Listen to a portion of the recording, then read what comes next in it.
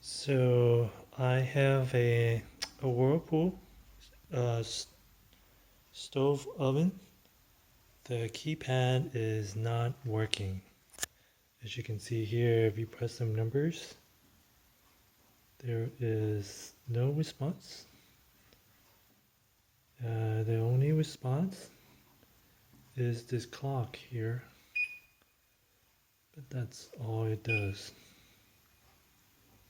The oven doesn't work, nothing. So I'm gonna attempt to fix it. I think the problem is this keypad. I already ordered the parts, uh, just the keypad, and we're gonna try to fix it and see what happens. As you can see here, nothing. Alright, stick around, we're gonna try to fix this. So wanted to show you guys the part that we're gonna be replacing. Now I already ordered the replacement part for the keypad. It looks something like this. On the back, or some adhesive you just peel off. Basically, it just sticks on to this dashboard. Basically, when you're doing this, you have to remove these knobs, these 4 knobs. It's pretty easy to remove. Just pull it out just like this. Okay, and put it aside. And there are also a couple of screws that we have to remove. There's one on the left and right side, right here. And then, if you open up the oven, there's also 4 screws that we need to remove. There's 1, 2, there's 3, and there's the 4th. And when you remove the knob, you also have to remove this screw. There's also 4 of them. If you remove all the knobs, they're located right underneath.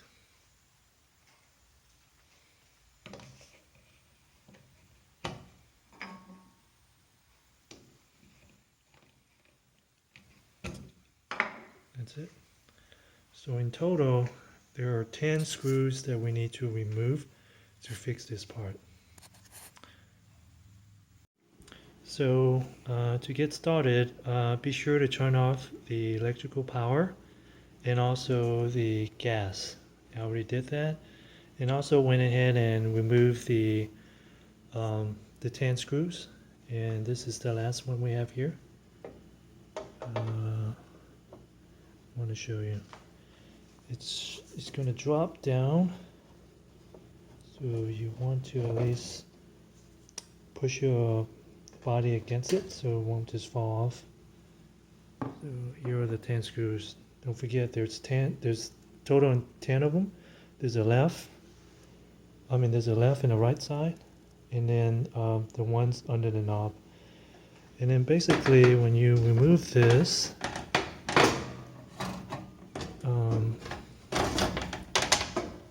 there's also one more thing you need to do is remove this little screw here.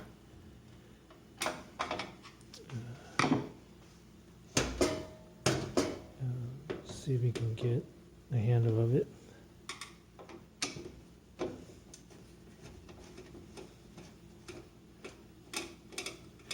don't forget to put it back in, because I think this is the ground.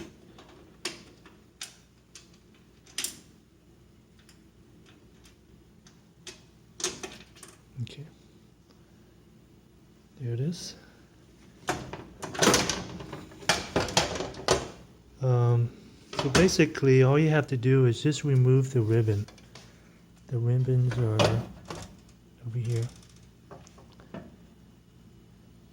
These 2 ribbons here. Let me see if I can provide some light. So I went ahead and removed the ribbon. Now if you look at these two, there's a little knob here that you have to pinch in and pull out. It can be a little tough. You can use a plier if you want to kind of help you a little bit to pinch this down, but you really don't need to. You can do it with your fingers. So we removed it, and now we will try to test our new replacement part to see if it works. So to test out the replacement part, I plugged in the ribbons to the adapter on the circuit board, and just push a couple of buttons to see if there's any responses. Yep, there it is. Seems like it's working okay. See if we can change the clock.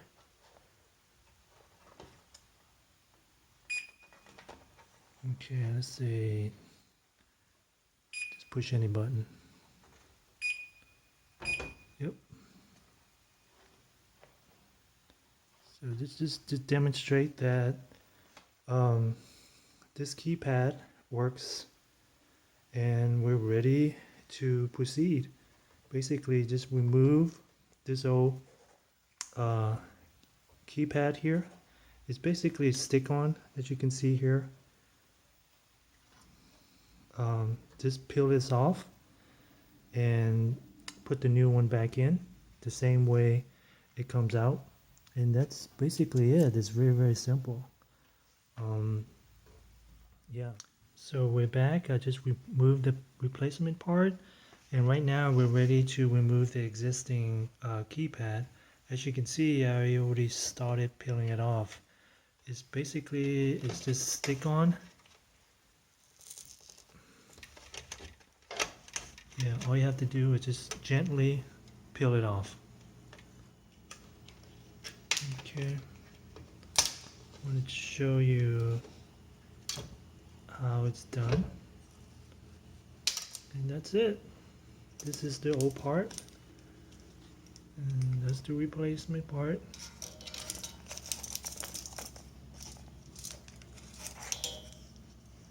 And that's how it is. And now we're ready to put the new part in the same way we took it out.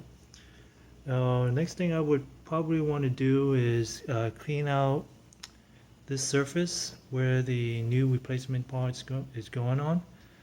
Make sure that you remove all the dirt and some residue from the adhesive.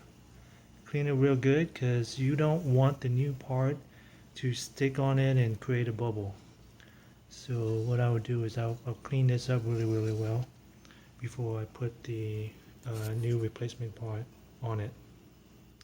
So to clean the surface, I will use the rubbing alcohol. I found that alcohol removes the adhesive better than any solution. So for example, I can feel some residue here, and it just wipes off really easy. So make sure that you get all that out.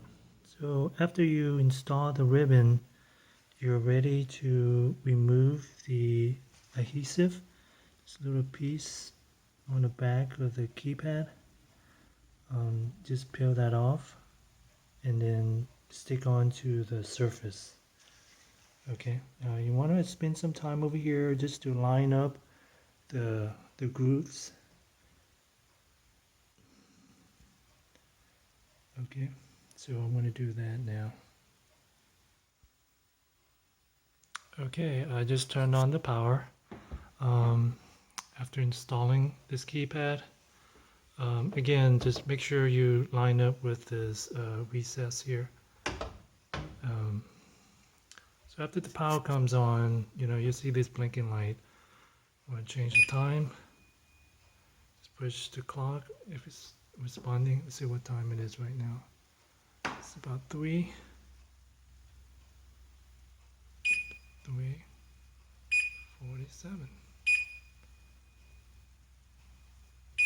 There you have it.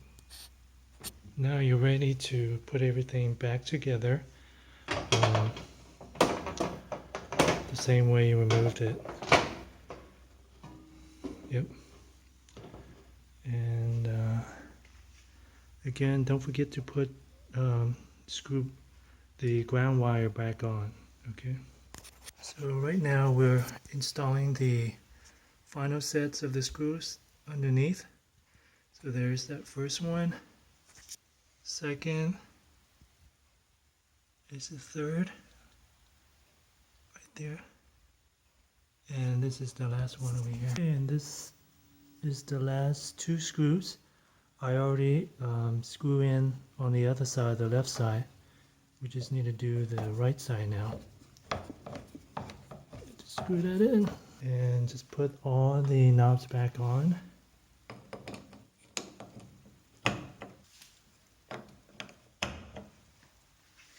And everything should be working. Yep. I'm gonna turn on the light. Oven light, yep. Responsive, all the buttons are responding. There you have it. Do a timer, do a 10-second. Actually it's 10 minutes, but you get the idea. Okay, well I hope you like it. It's very, very simple. Make sure you get the right part, and that's all it is. Total screws is about 10, including the ground over here. You really don't need to remove any other wires that are plugged into the circuit board. As you can see, all you have to do is just peel off the old part. This is the old part. It's really sticky in the back. Now this part fails a lot. I don't know why.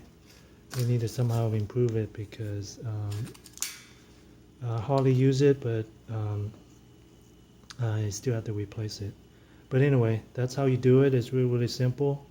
I will provide the link or part number down below, and that's it. I hope it helps you out.